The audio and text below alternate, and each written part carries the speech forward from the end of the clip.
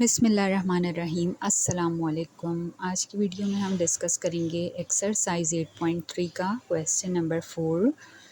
Solve the following equation. इस equation को हमने सॉल्व करना है और यहाँ पर आपको गिवन है equation 2x plus 3 divided by x plus 1। तो हम इसको सपोज कर लेते हैं let y is equal to 2x plus 3 divided by x plus 1।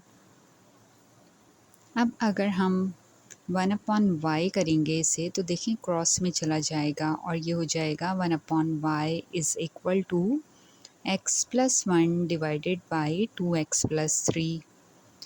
क्योंकि ऊपर जो हमें इक्वेशन गिवन है उसमें हमने इक्वेशन में y एंड 1/y को पुट करना है और इक्वेशन को सिंपल कर लेना है। अब मैं यहाँ पर लिख रही हूँ इक्वेशन में y, फिर प्लस, फिर 6, फिर लिख दिया मैंने 1/y इज़ इक्वल टू 7। अब ये इक्वेशन हमारी बहुत सिंपल हो गई है। अब हमने इसको सॉल्व करना है, सिंप्लीफाई करना है और हमें y की वैल्यू फाइंड आउट हो जाएगी। तो यहाँ पर मैं इस पे एलसीएम फार्मूला अप्लाई करूँगी। मैंने डिवाइड की लाइन लगाई, डिनोमिनेटर में y लिखा इक्वल टू 7। यहाँ पर ये हो जाएगा y स्क्वायर, फिर प्लस 6, क्योंकि y से y कैंसिल तो 6 1 ज़ा 6 न्यूमरेटर में आ जाएगा। अब आपने लिखा y स्क्वायर प्लस 6, ये जो नीचे डिवाइड में y है क्रॉस में चला जाएगा और ये हो जाएगा 7y। तो इक्वेशन अब हमारी सिंपल हो गई, यानी y square plus 6 equal to 7y। अब हम नेक्स्ट स्टेप में अरेंज कर देंगे y स्क्वायर, फिर ये हो जाएगा -7y, फिर प्लस 6 इज़ इक्वल टू 0। अब इस इक्वेशन को हम देखें तो y हमने फाइंड आउट करना है, तो मिडिल टर्म ब्रेक करके हम इसके फैक्टर्स बना सकते हैं।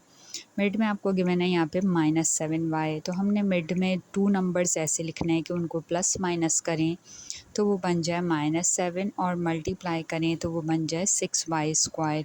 तो यहाँ पर मैंने अगर पुट किया -7y को ब्रेक किया -6y एंड y में, तो यहाँ पर ये हो जाएगा माइनस माइनस प्लस और 6 और 1 मिलके बन जाएगा -7। तो इस तरह से फैक्टर्स बनाए। अब यहाँ पर y कॉमन लिया स्टार्टिंग 2 में से, तो y -6 ब्रैकेट में आ जाएगा। इन दोनों में -1 कॉमन ले रही हूँ मैं, तो ब्रैकेट में y -6 आ जाएगा इज़ इक्वल टू 0। अब यहाँ पर मेरे पास 2 ब्रैकेट्स आ गए, यानी फर्स्ट ब्रैकेट y -6 और सेकंड ब्रैकेट y -1।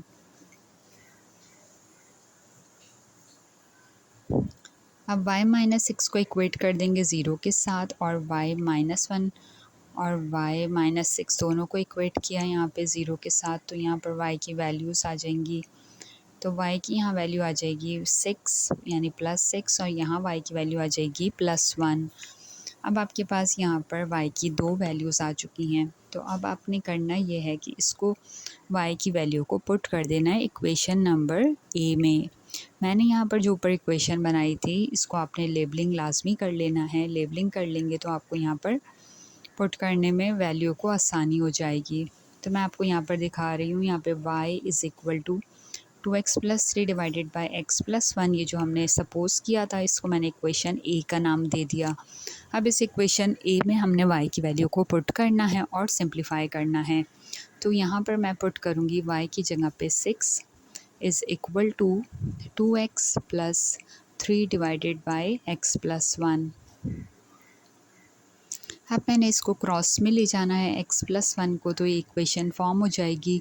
तो 6 के साथ x प्लस 1 मल्टीप्लाई हो जाएगा, ब्रैकेट बनाया, x प्लस 1 लिखा इक्वल टू 2x प्लस 3।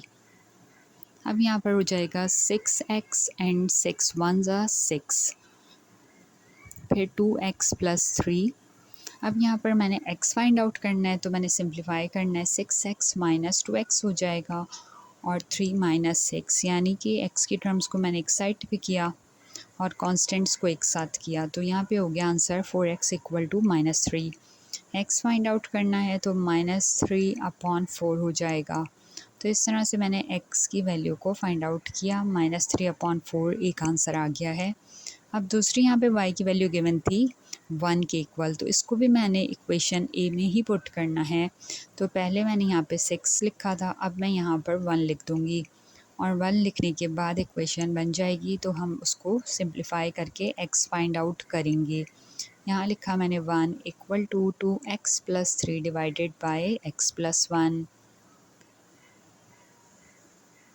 1 से मैं मल्टीप्लाई करूँगी ब्रैकेट x प्लस 1 को, तो फिर 1 से मल्टीप्लाई होके तो वापस x प्लस 1 ही आ जाएगा। और फिर यहाँ पर मैं x को फाइंड आउट करने के लिए x की टर्म्स को x लिखूँगी, फिर 2x है तो माइनस 2x हो जाएगा, फिर 3 माइनस 1 और इस तरह से हो जाएगा। Minus x is equal to 2 और मैं इसको लिख सकती हूँ x is equal to minus 2। अब यहाँ पर मेरे पास सॉल्यूशन सेट आ चुका है, x की 2 वैल्यूज़ आ गई हैं, यानी क्वाड्रेटिक इक्वेशन है ये यहाँ पर। तो फिर आपको मालूम होना चाहिए कि आंसर भी यहाँ पर डबल आएंगे, यानी कि -3/4 and -2 is the answer of this question.